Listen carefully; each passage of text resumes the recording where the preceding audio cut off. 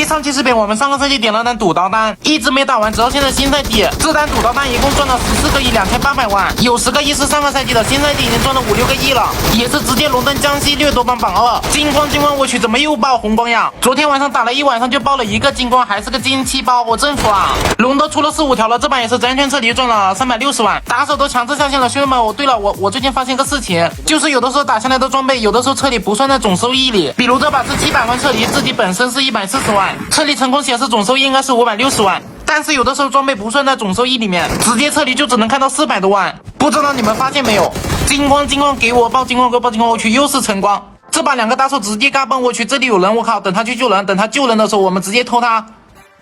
来，直接拿捏，直接灭队，我靠，应该是最后一队了，掉了个七七头，一个778包可以，这把也是安全撤离赚了520万，这把不是局基本上都是人在老鼠洞就打了3个队了，打头呢也是直接猛攻，直接灭队，金光给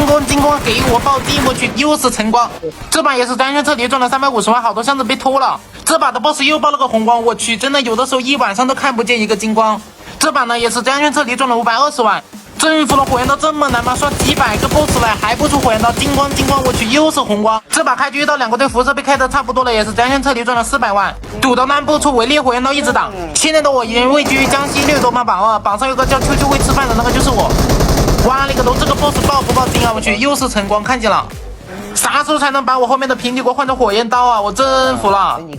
这把变卖物倒是挺多，也是安全撤离赚了690万。这把刚进辐射的时候打了2波架，好在变卖物啥的都还在。金光，怎么一直不出火焰刀呀？怎么又爆一个红光呀？我真服了。赌刀单不出围猎火焰刀一直打，现在这单一共赚了差不多15亿了，现在都还在打呢，不信的来我直播间看看。